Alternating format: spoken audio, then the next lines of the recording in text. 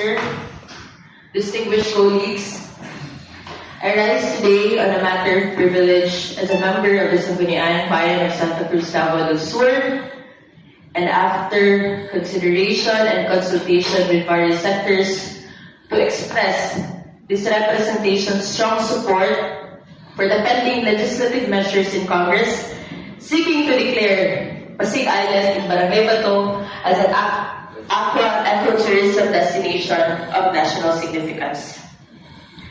At the outset, this representation respectfully urges this honorable body to adopt a resolution formally endorsing the said House and Senate measures while unequivocally affirming that the municipality of Santa Cruz must be fully and meaningfully included in all aspects of the planning, development, implementation, management, protection, and governance of Pasig Island.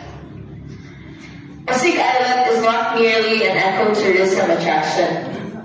It is a living marine ecosystem, a protected coastal resource, and a source of livelihood and identity for coastal communities. Its future cannot be determined solely by tourism interests, but must be guided by law, environmental stewardship, and accountable governance. Under Republic Act 7160, or otherwise known as the Local Government Code of 1991, local government units are vested with substantial authority and responsibility over municipal waters, coastal resource management, and local development. This mandate is neither ceremonial nor incidental. It places LGUs at the forefront of environmental governance and substantial resource management within their territorial jurisdiction.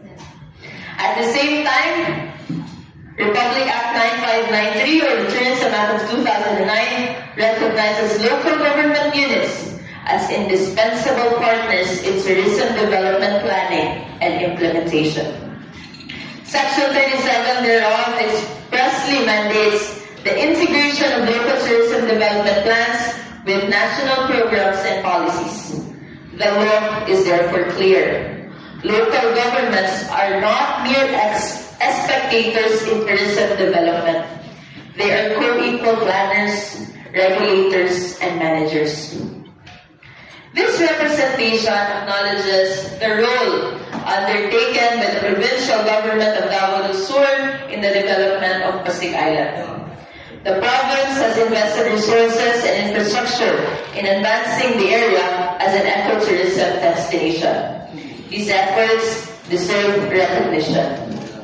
However, it must be equally emphasized that the municipality of Santa Cruz, despite being the host LGU and the primary local authority exercising jurisdiction over the area, has not been meaningfully involved in the management and decision-making processes directly affecting its territorial and ecological resources. Any governance framework that sidelines the municipality in planning, implementation, management, and governance runs counter to the spirit of local autonomy enshrined in our Constitution and reinforced by the Local Government Code.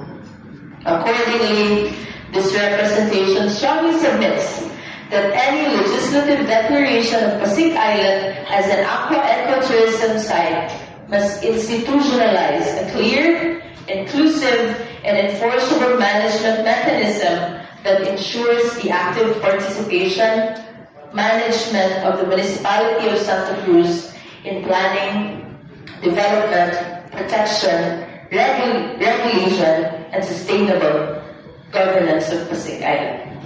Such mechanism must clearly define roles, management responsibilities, consultation processes, environmental obligation, revenue sharing arrangement, and enforcement authority. This is not merely a question of administrative preference. It is a matter of legal consistency, accountability, and sustainable governance. Nonetheless, I welcome the recognition reflected in the congressional bills that the municipality of Santa Cruz must not be relegated to the sidelines, but instead accorded a decisive and meaningful role in the management and protection of the ecological resources found within its territorial domain.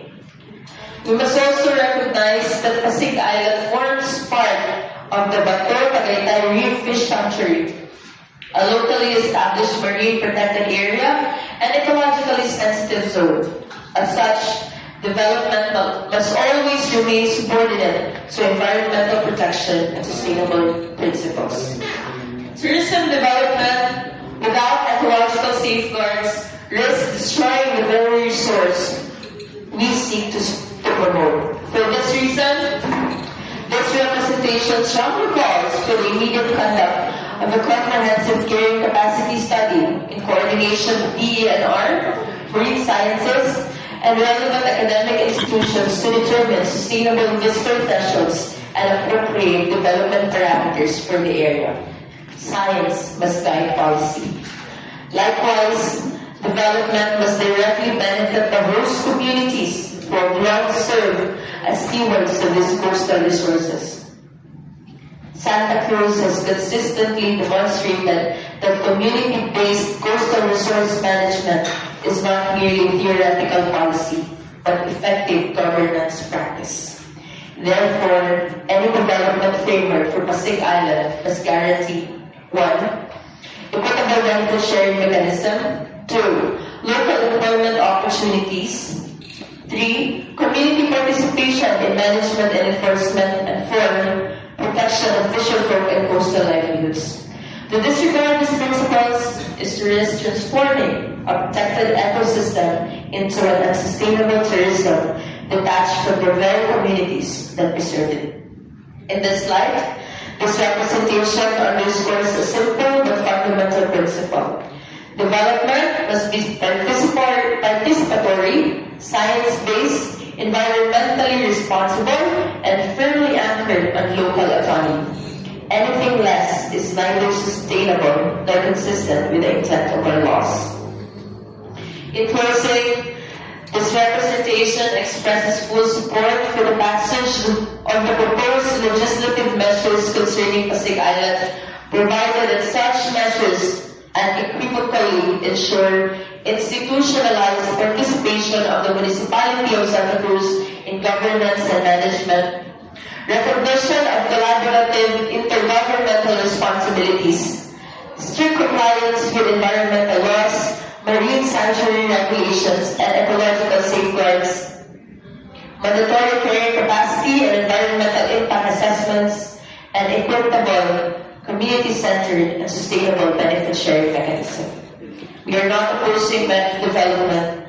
We are asserting that development must be lawful, sustainable, participatory, and locally governed. Pasig Island does not belong solely to tourism interests. It belongs first to the people, communities, and local governments entrusted with its protection for generations to come. Accordingly, I respectfully move for the adoption of a resolution expressing the strong endorsement of this honorable body for the proposed legislative measures while affirming the principles of sustainability, shared governance, environmental stewardship, and local autonomy in the development and management of Pasig Island. Daghang salamat ug maayong adlaw sa inyong tanan.